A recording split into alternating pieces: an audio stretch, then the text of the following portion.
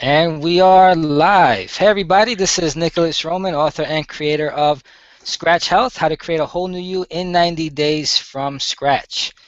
And we've been having a series of experts come on the panel here, obviously talking about the expertise and giving some great information. So we're going to keep that role going.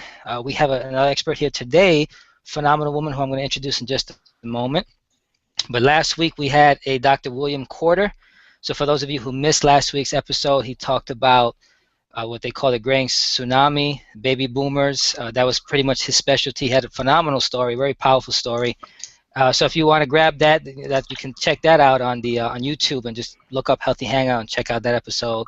But today we have another expert that I'm very fortunate to have as a part of today's Hangout with her expertise, and I just want to talk a little bit about her and just brag about her for a moment, and of course we'll allow her to come on and talk about herself a little bit. I'm sure that we were joking a little earlier before we got started. She was like, too many kind words. But when you've achieved as much as this woman has, everybody they deserve their just due for what they've accomplished. So I just want to welcome who I'm talking about right now. Her name is Wendy Leebov. She's a lifelong activist for creating healing experiences for patients, families, and the entire healthcare team. She's actually internationally respected as a thought leader, a healthcare executive. She's known as a strategist, coach, and author who's helped many hospitals and healthcare systems and medical practices to achieve breakthroughs in their patient and family experiences. She's an author of 14 different books, of which some of them she's going to talk about today on the show. She's also the founder and partner of Language of Caring, the company, which is she partnered with some other people that she'll speak about. She was also vice president and change coach for the Albert Einstein Healthcare Network in Philadelphia, where she worked for 20 years. She's also a self-described communication fanatic. Like I said, over 14 books. She's created the acclaimed web-based program, The Language of Caring, for staff and The Language of Caring for physicians with Dr. Carla Rodering. Her latest book right now, also written along with Carla, is The Language of Caring, Guide for Physicians, a Communication Essentials for Patient-Centered Care, which she's going to show you guys a copy of today.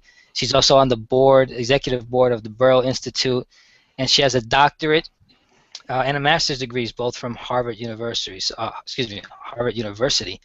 So just tremendous achievements, tremendous accomplishments. So without further ado, let me introduce and let Wendy speak to all you guys. This is Wendy Leebov. Oh, thank you. Well, Nicholas, I'm honored to be on your show, and I want to express my thanks to my mother, who provided the information that you used to brag about her daughter. So it always embarrasses me to hear all that. But what's funny is that when I was actually looking for the proper way to introduce you, and I was looking through a lot of your information, your books and stuff, I saw that one, and I said, wow, this one is like the most complete one. I don't really have to think too much. I'm going to use this one. That's good. I'm glad you found it. So, she did an awesome job in that one. So how are you? I'm doing great. I just came back from a hospital that's trying to improve the patient experience, and that turns me on, so I'm doing great. Great. Well, you know what? This, like I tell everybody who comes on the show, this is going to be your show today, and I'm just looking forward to learning from you, and I'm going to try to keep myself out of it as much as possible so we can just get, soak in as much information as you're willing to share with us.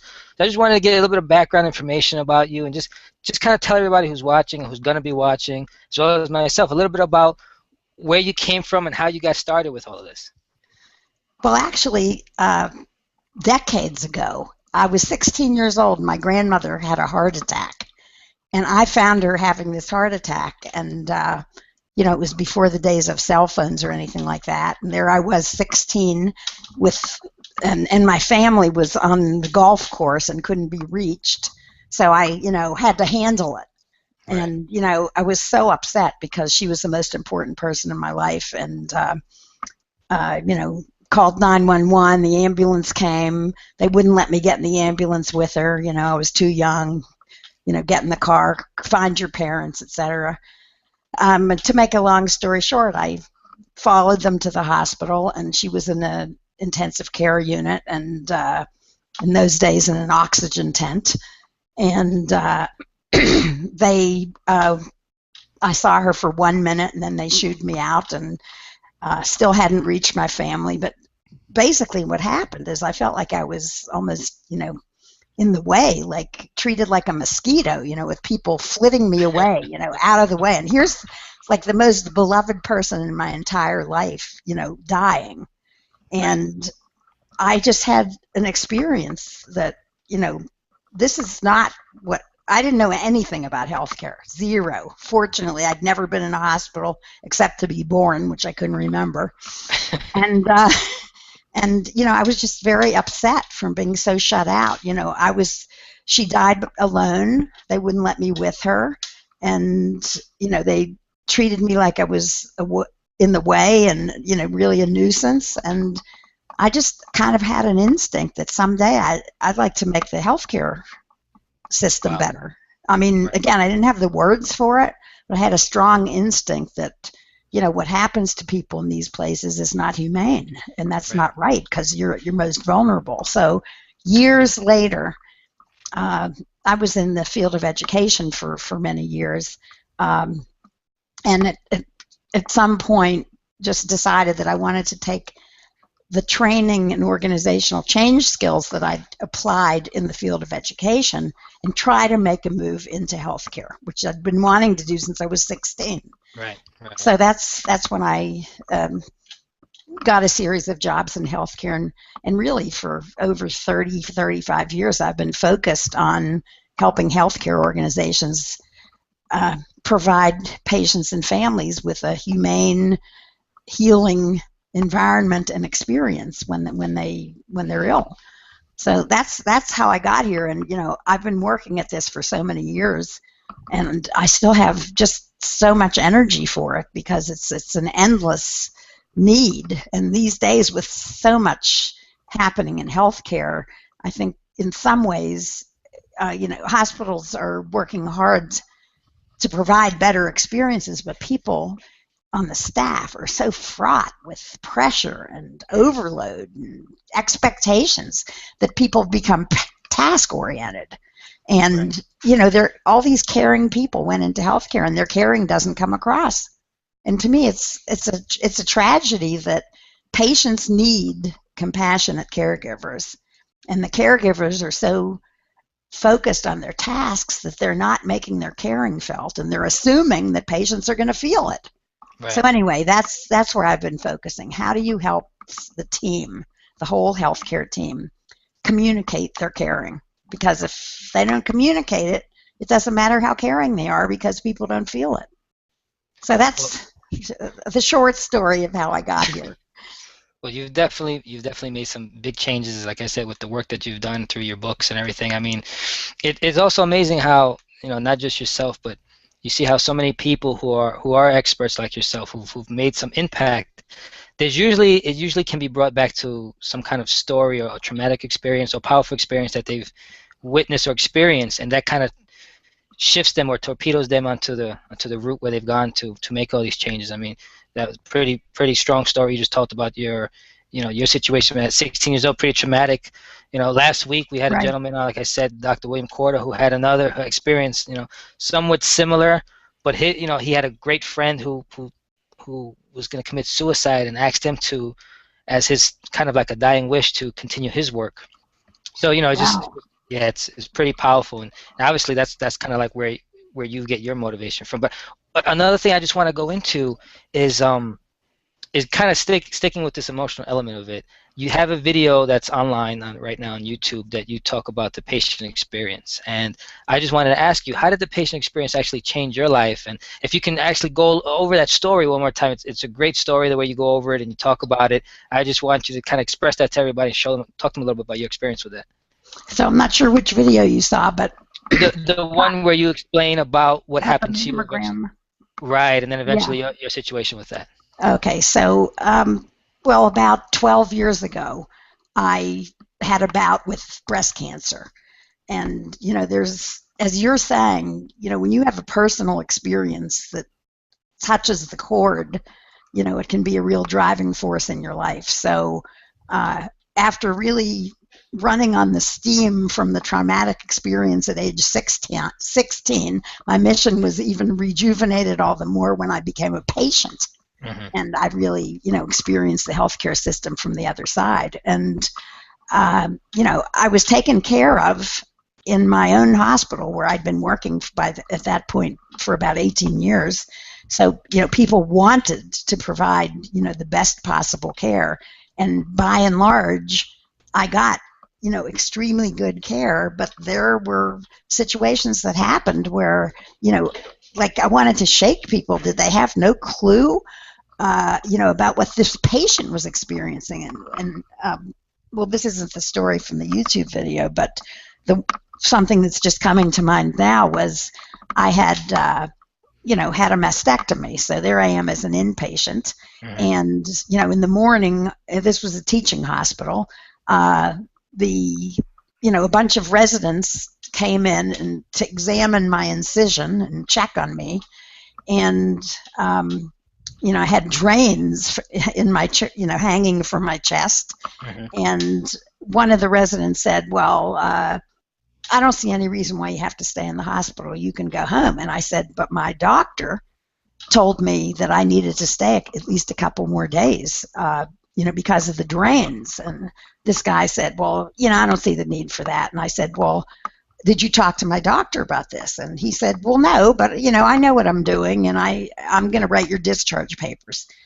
So I was getting scared because, one hand didn't know what the other hand was doing. I didn't want to go home prematurely. So the nurse was there, and she overheard, and she could see me starting to get panicked at these guys who were standing around, looking at my bare chest. And I said, and the nurse, basically left the corner of the room, came over, looked this resident in the face and said, Ms. Leebov is not going to submit to discharge until she talks with her personal physician. So, or you talk to her personal physician and this is resolved. And he said, well, I'm the doctor and I'm going to do the discharge papers because this is an unnecessary length of stay. And, I was in tears by this point. I was drugged and very vulnerable. And the nurse said, she is the patient, and she is not going to have anything happen to her without full consent and, discussion of this. So she just completely looked this guy in the face and stood up to him. And I'm grateful to her to this day. And, most of the nurses who I know might not even dare to do that because there's been such tensions between nurses and physicians, right, for so many years. So anyway, that's something that came to mind as a personal experience where I saw both the wrong thing happen with the resident and then the right thing happen with the nurse who took the side of the patient and really protected me, and relieved my anxiety about what was happening. So having a personal experience, there's nothing like it. And it also probably helps to strengthen your resolve towards what you were already doing as well, I'm sure. Absolutely. And after I had that experience, I got into giving presentations for nursing groups and just talking about the power of the power of every individual nurse to make such a difference in the patient's experience. Now, the good news is now I'm working with doctors, too, because there's a whole new openness there. So, I think that the video you watched where I was probably talking about my breast cancer experience, I started out with talking about, what the physician thinks they're doing when they do a mammogram or what the tech thinks they're doing and what the patient is experiencing and the difference. Was good. That was actually a very funny story. So, I didn't make up these analogies, but I found somewhere written by anonymous on the internet.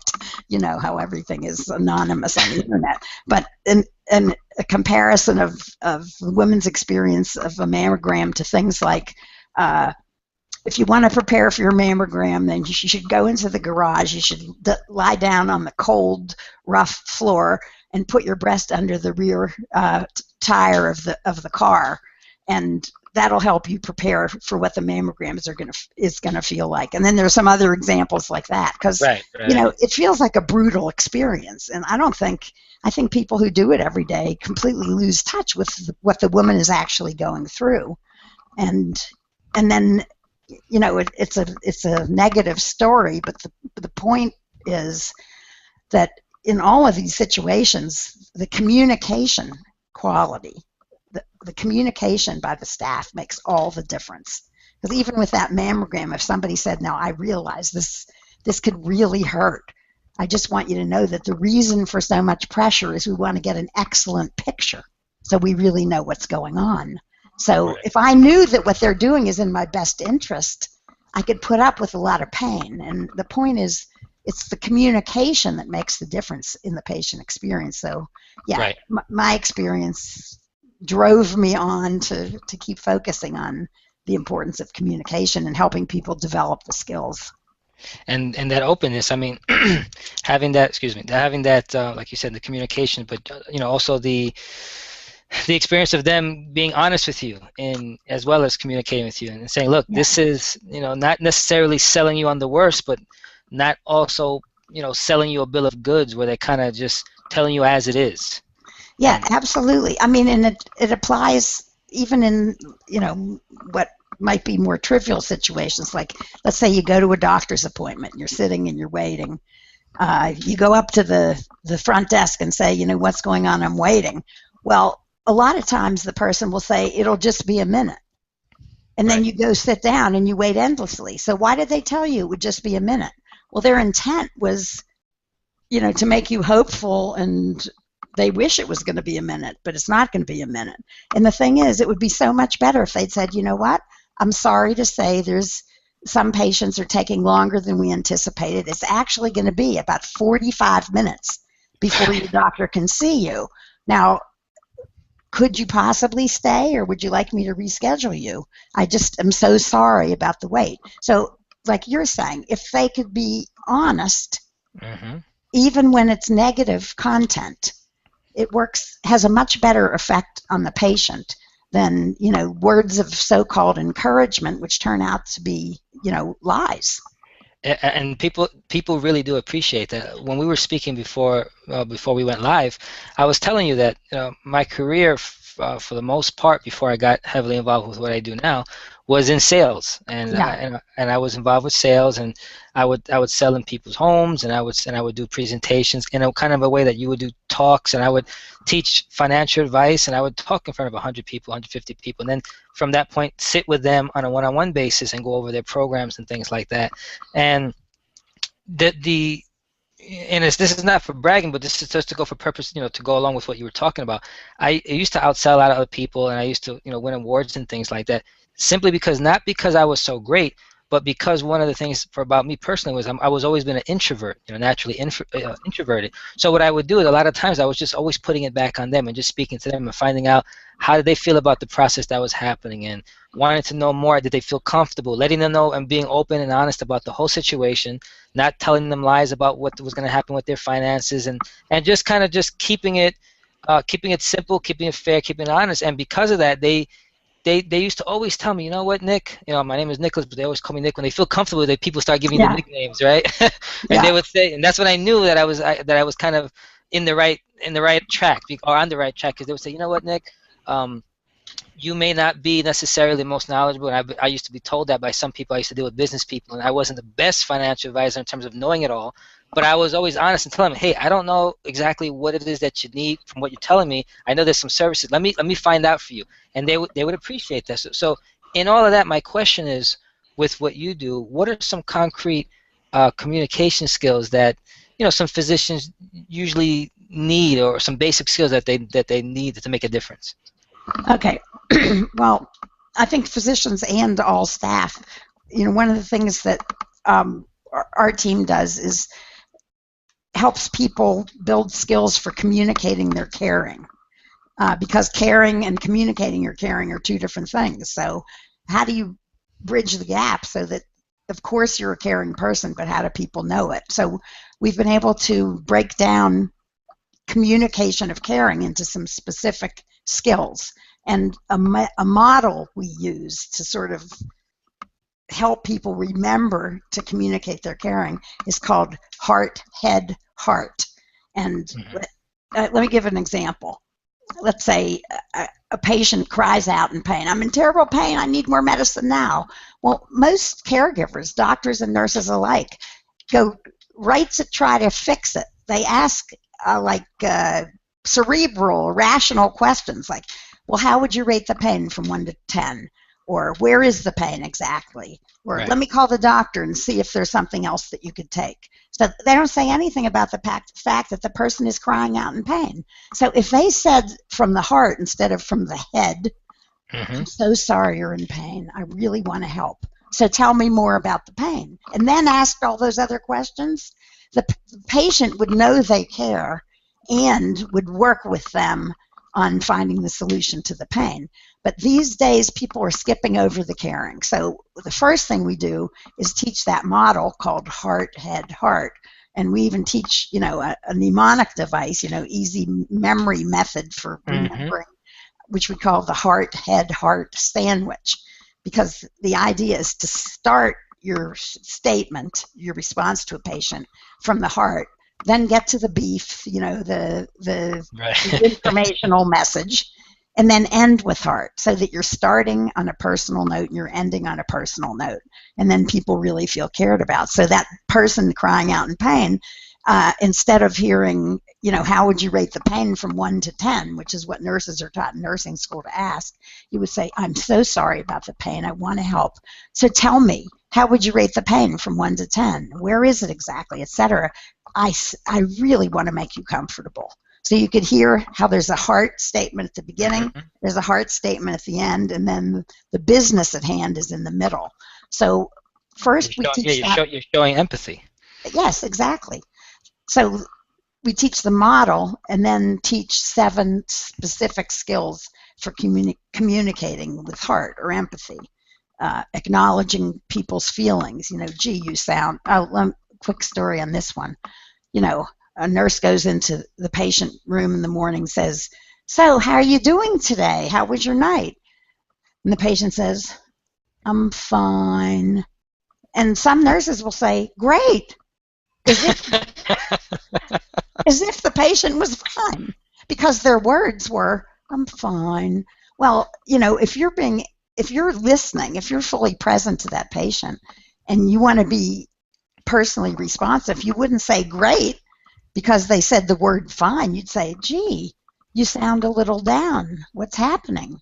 Right. And so what we do is we take routine interactions and show what it's like to communicate with empathy around that interaction versus ignoring the emotion that the patient is having completely. So one of the skills is acknowledging feelings. Another is expressing appreciation. So let's say there's the daughter of a senior man who, and the daughter is trying to get test results for her father, and she keeps hounding the nurse. Well, a lot of caregivers would be annoyed because they're being hounded by this daughter. It's like, I already told you I was going to get back to you when I get the results. So that's how, if hounded, asked repeatedly for those results, that's one way to respond. What we teach is use appreciation, especially in situations that are tough or emotion laden. So it would be much more effective for the nurse to take a breath, to look at this daughter and say, you know what? Your father is so blessed to have you advocating for him. Mm-hmm. And I can assure you that the minute I get those results, I'm going to find you because I hear how eager you are to find out what's going on. And it would just completely blow the wind, take the wind out of the anger, take that anger away and the frustration away about pushing the nurse for the results. So we teach acknowledging feelings, expressing appreciation, how to deal with tough situations when you have to hold your ground, but you want to do so without jeopardizing your relationship, hard conversations. Mm-hmm. Then mindfulness is like the #1 skill that we teach. Mindfulness or presence, because people are so overloaded when they in these healthcare jobs, they go through, it's almost like their minds are racing with their to-do lists. And in the process, they frequently don't tune into what's happening with the patient. So, mindfulness there's research on the incredible power of mindfulness by doctors to reduce the length of visits and to really do a much better job giving patients what they need. And about mindfulness, it's all about taking a deep breath, focusing, tuning in, and letting everything that was already in your mind just recede to the background while you fully experience the person and the situation at hand. Basically, staying present, staying in the moment. Absolutely, staying in the moment. And you can see that a lot, not to cut you off, but you see that a lot of times in my own experiences, like I've mentioned with you before. My father was sick, and I used to spend a lot of time in the hospitals and talking with doctors and nurses, and you would almost see where it was, how do I put it? It was like almost routine. Yeah. What they're telling you is just a part of their routine. Like you mentioned earlier, where they say, "How are you doing?" and the person answers, "Fine," and they say, "Okay." They're not even really listening. They didn't care about the answer. They were just asking because that's just something that you do. Yeah. So that's a great example of when they're not being present. Right. Because if you were really being present, you wouldn't even need the answer. You'd be seeing the answer, and you'd be observing and taking in, all the messages that the patient or the family member is giving off, and ask questions that relate to what you're saying. But the lack of presence is a killer, and so that's the first skill we teach and the great thing is that presence is learnable. It's like you can build the presence muscle so that you can trigger your mind, like, okay, be here now, you can tell yourself. Or these days there's a tremendous emphasis on washing your hands when you're going to approach a patient because of the spread of infection being heavily dependent on hand washing in a healthcare environment. So outside of every patient room, there's a hand sanitizer thing. And when a nurse or doctor is going to go into that room, they're supposed to stop and wash and do the hand sanitizer thing. Well, what we're trying to get people to do is when they go to that hand sanitizer, use that as a trigger to become present, become in the moment. So I get the stuff on my hands, I take a deep breath, I step toward the door, and I decide to bring my whole self in that door. And so we're trying to help people develop sort of self-help tricks or memory aids that they can use so that they can remember to use these important skills. And they do work. It's a good word used when you talked about triggers.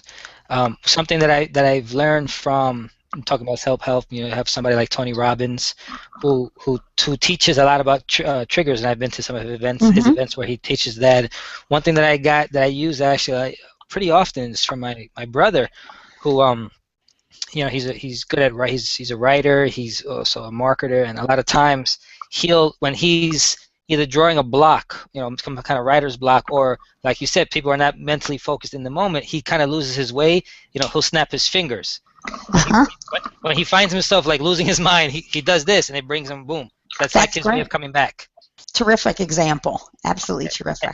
And I like that model you use. You said you have a mnemonic model, and that's great because the mnemonics is such a, I don't know if it's easy, but it's a really effective way of remembering things because you matching those pictures. Yeah. And a lot of people don't. For those who don't know, mnemonics is like a way of memorizing things, but utilizing pictures and attaching pictures to either numbers or words. All the methods. There's different ways. But it's a great model. So I didn't know that you used that. Yeah, and the hard head, hard sandwich is a similar thing, because you're trying to get people to remember feelings, facts, feelings, and so the sandwich, idea seems to help people remember that. So I think anything we can do to help people, take a breath and more intentionally communicate well, is just a great service to the caregivers as well as to patients and families. Because caregivers want to make a difference to people. They really mean well, and they care very deeply, and they're as frustrated as anybody. Right. Let me ask you a question, Wendy. In your experience, Have you noticed or have you seen that patients have a better perception of doctors, who communicates with them the way you're talking about, regardless of what the outcome is of their particular situation? Oh, absolutely. And in fact, there's substantial research on malpractice suits that shows that if you uh, have a great bedside manner, if you communicate with sensitivity and empathy, you can even make mistakes with patients and they won't sue you. But if you don't treat them with empathy, they're going to watch for every possible thing to get you for, because they're very resentful that you didn't treat them as an individual and care about them. So if the best way to avoid malpractice suits for physicians is for physicians to communicate with empathy. And Right. again, it doesn't have to do with what decisions they're making clinically. Right. So Well, that mindfulness also not just helping the patients be or the physicians and nurses, be more present, but it also helped them with what they're doing. Because I mean, how many times do we hear of doctors and nurses making mistakes because they were, like you said, they're so task oriented, they got 400 things on their mind, and they're not really paying attention to what they're doing with the person in front of them. And that's well, where you have a lot of these, like you said, lawsuits, issues, things go wrong. yeah. Well, I think you're raising another element related to mindfulness, which is all about the craze on multitasking. I Hmm. mean, if you're multitasking, you're not being present to something. You're always thinking about your mind's doing sort of rapid shifting between one thing and another, and multitasking is, the really the lack of presence, and it's been known, as you're pointing out, to produce medical errors, and it's not efficient either. People think, they have many things, they've got to do them all at once, and they end up being less efficient with each Right. thing that they're doing because they keep switching back and forth, and every time they make a switch, they're losing time. Right. Um, so, and when we do training, we have some, I think, really fun exercises that prove it beyond a reasonable doubt. Like one of my favorites is, get people in pairs and ask them to say the alphabet and then count to 10 as fast as they can. So they do that, and it takes like very few seconds. Hmm. And then we'll say, okay, this time say the alphabet and count to 10, but alternate between the alphabet and 10. So it would be A1, B2. Go ahead and do that. Hmm. Well, first of all, people can barely get up to 10. They get so confused. And so all that was that's what happens with multitasking. It doesn't matter whether the task is even demanding. It's just it's awkward, it's time consuming to switch from one to another, and you slow way down and can barely pay attention to what you're doing. So That it's that it's that monkey descriptive. mindset. Yeah, that monkey mindset doesn't. It's because I've heard that. So I don't remember where I heard that, but I heard someone call it the monkey mindset because how monkeys jump all around and they I never like really do that. anything. I never thought that. I really like that. But let's talk a little bit about your. Let's kind of switch gears and just talk a little bit about your book, your recent book. You have so many of them, but your Oh, most recent book is the The most Language of recent book. Caring. Yes. There it is. The language. Language of Caring Guide for Physicians. Well, I want to just before you go into it, and I want you to actually do that to kind of express to everybody what's it about and go into the details. But my question is, with that particular book, obviously it's geared towards physicians because it's even in the title. It's Essentials for Patient-Centered Care. However, is there like a universal message that's in that book that maybe everybody or anyone, all of us, can benefit from? Well, I mean, friends of mine, and then also some friends of some of the physicians who've purchased the book, say that we should rewrite the book and just take out the word physician because the same skills work for anybody. And Mm, basically that's true. But of course, in order to help physicians in the book, we use all medical care examples. But the communication skills applied, no matter what you're doing. So we look at mindfulness, effective openings and closings. How are you going to greet someone? How are you going to establish rapport? How are you going to establish your agenda with people so that they're getting what they need? Um, There's a module on communicating with empathy, very universal. Okay. And effective explanations and hard conversations. How do you engage people in decision making along with you? So it's definitely tailored to doctors. I mean, the funny thing is that there have been a lot of patients who read it and say, "Oh yeah, boy, I wish my doctor would do that," and then they end up giving the book to their doctor. So I'm trying to get hospitals to use this as a holiday gift for doctors. But there certainly have been many people interested in healthcare from the patient side who have Right. read and appreciated the book, even though that's not exactly the target group. Right. Well, because Okay. it's communication, and Yes. when you're good at communication, generally speaking, I guess it crosses the board from any career, any position, And also from work to home. I mean, Right. it's a life. It's all about life skills. Right. And in fact, in our training, we use a lot of personal life examples too, because a lot of times people are going to identify better with those and be able to experiment with the skills at home and see how they enhance your life. So, communication is communication in all of your relationships. And can you show that book one more time so that everybody can see it? Sure. Here it is. It's available through Amazon, and it has in it, a card set. So, and this has the essence of each skill, on what we call quick reference cards. That was actually going to be one of my questions. I wanted you to talk a little bit about what is the purpose behind those index cards, and how do they use them in a sense? Well, on the one side is, the succinct summary of the skills for each module.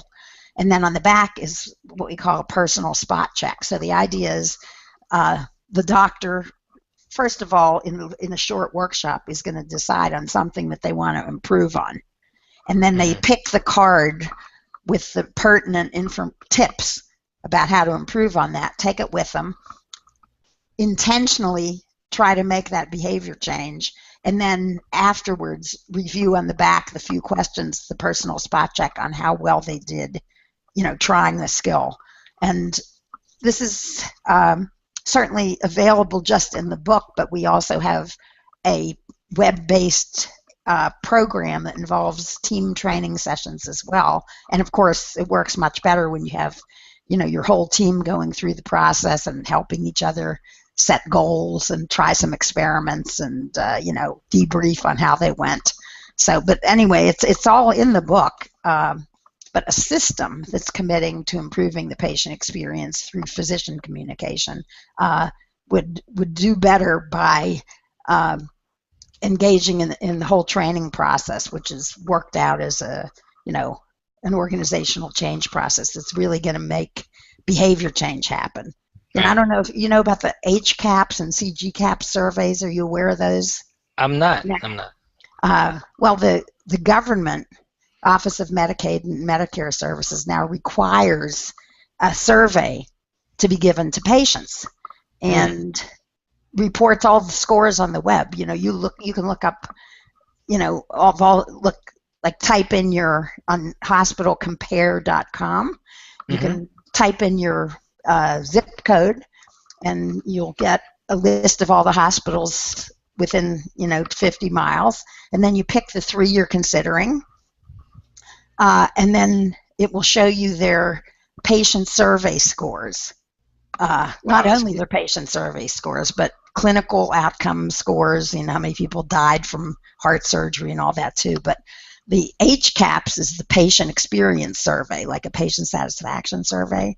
And those scores, first of all, hospitals that want government money have to use the survey. It's standardized. And if you don't, you don't get the money. So this, of course, opened a lot of eyes to the importance of the patient experience because people don't want to lose money. And then there's this system in healthcare now called value-based purchasing, which attaches reimbursement to the scores. So 30% of hospital reimbursement hinges on a certain way that those patient experience scores or built into a formula. So if you don't do well enough on the HCAP survey, your hospital loses money.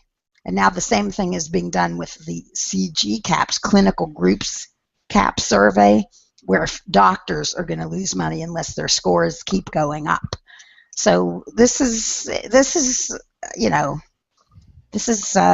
focusing attention on the patient experience and opening many eyes, because organizations don't want to lose money and individual physicians don't want to lose money, so they're paying attention.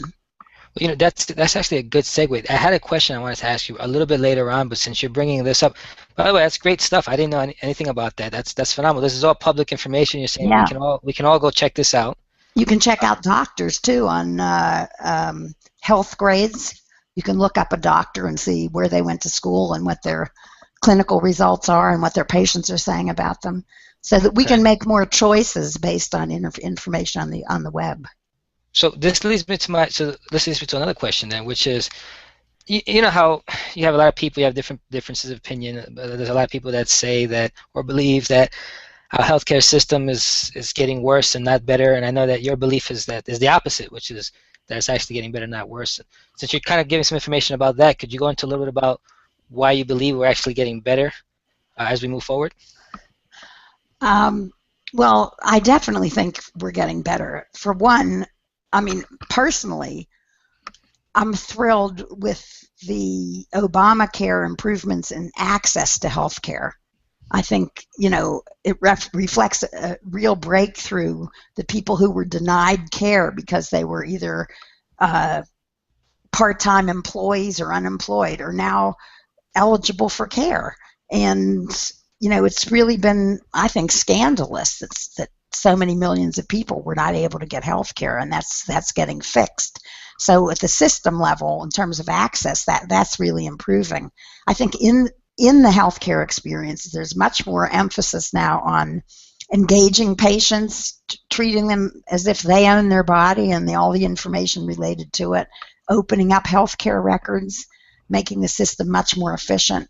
And then the scores on all these patient experience surveys are moving up. They are definitely moving up. And it's objective data. It's surveys of people using healthcare are giving their physicians and hospitals higher ratings. And I believe that certainly the public is, gives healthcare a lot of scrutiny. So I don't think anybody's faking it when they fill out those surveys. I think they're saying what they think, saying what they experience. So to me, the steady improvements in scores on HCAPS and CGCAPS indicates that consumers are feeling the improvements and are realizing that people are, more caring, that they're acting in their best interest, that they're being, more open about sharing information about your own health. And I think things are getting better. There's a long way to go. And especially, there's still a lot of things broken, like, there needs to be a real seamless continuum of care. So, until now, you could be in a hospital and then you go to the outpatient setting and you're treated like they never knew you, and yet the same organization owns both the hospital and the outpatient setting. It's just that there's been no communication between the two. So you start all over, giving your own personal history and all that stuff, and there hasn't been continuity. Well, now there's an electronic health record, so that your record goes with you, via computer, and that's helping with continuity across the continuum of care. But also people need to communicate across the continuum of care, especially if you're referred to a specialist. The specialist has to get back to your primary care doctor to say what they found. The patient can't be left there stranded, trying to orchestrate all these different, people who are dealing with, one part of their body at a time. They need to talk to each other. So there's plenty of work to do. And that ties into your whole idea and what you teach about, communication. Yeah. Between everyone. Yeah. Yes. Well, let me ask you this. I know in your book, you stress that hospital and physician pay for performance, competition for referrals. You talk about patient loyalty. Are those ideas possible under the new healthcare system that we have now? Yeah, there's still, a lot of choice. People can choose their health plans. People can choose their providers within their health plans. So the consumers have, I think, increasing power to create their own healthcare fate. And certainly hospitals and medical practices and health plans struggling for market share, recognize that if you don't like the services I'm providing, you'll choose the hospital down the street. Right. It's as simple as that. Let me ask you another question, a little bit off the topic of where we're going with. I mean, it's all related to your book, but I know you talk about that physicians they need to switch from physician-centered to patient-centered care. We've kind of talked a lot about that.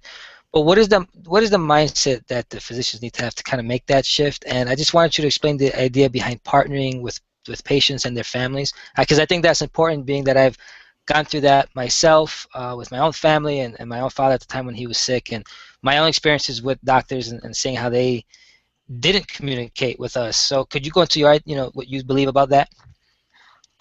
Well, I think, doctors were kind of trained to see themselves as, captain of the ship and expert. And, with the incredible burgeoning of information, where's expertise? I mean, it's on the internet, it's multiple voices, it's, generations of research. No one person has it all. And the viewpoint that physicians have especially ignored is the patient viewpoint. I mean, the patient's the one having the experience. They know things that the doctor couldn't possibly know about how they feel. They have interpretations and guesses about what's wrong with them. They have cultural practices that affect what they're willing to do. And if you ignore all that and you say, I'm the doctor and here's what you need to do, you're going to be ineffective. People aren't going to adhere to the plan you're recommending because, maybe there's a cultural belief that gets in the way. Well, we don't even eat that food. I'm not going to about to eat that food, or that means something to me that prevents me from doing it. So we have, they have to just decide that the patient, it's a partnership. The doctor has all this training and certainly loads of medical information. The patient has their own experience and their own experience of their symptoms, their own history, their own cultural beliefs. And you have to bring these two together in order to come up with an effective plan of care. And that's a new mindset. And actually, you talking about your father reminds me of my sister has been critically ill several times, and a couple times ago, 2 incidents ago, she had hip surgery, and after the surgery, there were some major complications, and she was delirious. Mm-hmm. So they gave her a drug to deal with the delirium, and the delirium got much worse. And this went on. Meanwhile, she couldn't do any physical therapy because she was, out of her mind. So she was going to have more negative outcomes because she couldn't do what you need to do after hip surgery.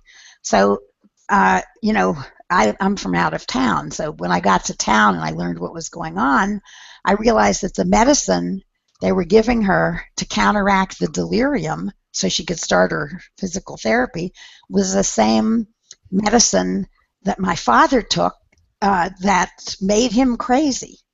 I mean, wow. He was basically allergic to it, and it had a counter effect. Right. The more they gave him that medication, the more delirious and demented he acted. So I talked to my sister's son, who was dealing with the caregivers, and said, Joe, Linda has the same genes as my dad. Tell the caregivers that this medicine had a paradoxical effect with my dad, and let them look to see whether there's an alternative, because it's not making her better, it's making her worse. Of course. So Joe meets with the care team, and they say, oh no, this is the medicine that's prescribed for dementia behavior. Oh no, and they refuse to change it. So meanwhile, my sister's getting sicker and sicker. So then we ended up having a family meeting with the primary care doctor and demanding that they try something else, saying that, look, the family's genes, we know in one case, really worked against the effectiveness of this. Listen to us and change Linda's medication. So after really being close to a lawsuit about the fact that they wouldn't change it, they changed it. And 24 hours later, she's completely out of her delirium. Well, Wow, just that fast? Why did it take 4 days and nights of delirium and disregard for the family's input? Total disregard for the family. Like, how could you know? You're just the family. I'm the doctor, right? And that's not okay. I mean, patients and families need to be partners to make these care plans work.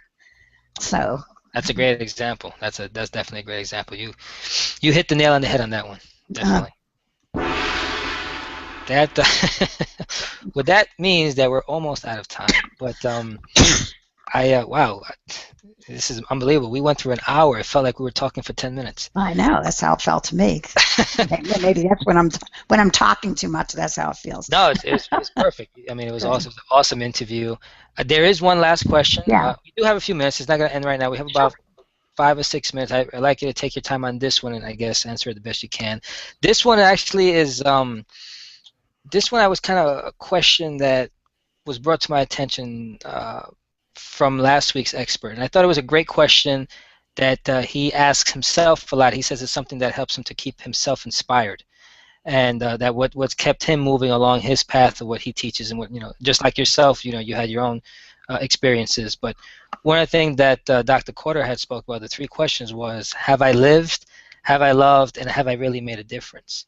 And those are those are really good quality questions that we can all ask ourselves. And I wanted your opinion of how you feel you've measured up with those questions. Wow, we could spend a whole hour on that. I think I have much better feelings about those questions since I got breast cancer. When I got breast cancer, it suddenly hit me that I was not immortal, and I vowed to make my life better after breast cancer and because of breast cancer than it was before. And I just vowed I'm going to keep asking myself every day, am I where I want to be? Am I doing what I want to be doing? Are the people in my life the people I want in my life? And being much more deliberate and intentional about the choices that I make. So that, because I realize I want to appreciate every single day, and I don't want to throw it away. And I've really made some massive changes from that shift in mindset. So I think at this point, I'm extremely gratified with my family relationships and friends and professional colleagues. My partners, Jill Goldie and Dorothy Cisneros, are just a blessing to work with because we share a mission. And I feel just privileged to have had the opportunities to make a contribution to healthcare. I feel very good about it, and I'm not done yet. I'm going to keep at it, no doubt, until I am not breathing anymore. That's part of being fanatical. Right. Yeah, absolutely. Are you working on any new projects right now, or anything that you had that's not complete, or any new books that maybe you want to talk to the people about? Well, I'm working on the heart model. We've been doing some experimenting with teaching these similar communication skills in colleges and even in elementary schools. So we're really looking into taking that, out of healthcare into all other fields. Kind of chicken soup for the soul, like they did. It's like heart, head, hearth, and family relationships, heart, head, heart, school, etc. Right, it's like a series. We're thinking about that because it's just a rich, life-enhancing tool in all these different realms. So we're thinking about that, and I'm also working hard on how people who've trained people on these communication skills can provide the kinds of support and reinforcement to make these skills habit. So I'm working on, how do you master the skills and make them your everyday habit so you don't have to think about them or work at them anymore. That's Right, what I'm into. just make it a part of you. Exactly. And how do so anybody watching right now who is loving what they're seeing or what they're hearing, because this is also going to be on iTunes for people who have iPhones and iPads and just want to listen to it as as a podcast versus just watching it like we're talking live. How do they get in contact if somebody says, you know what, I want to make a contribution, or I want to get involved, or I just want to learn more about what she does? How do they get in contact with you? And what are the different forms that you have set up, either through email or etc.?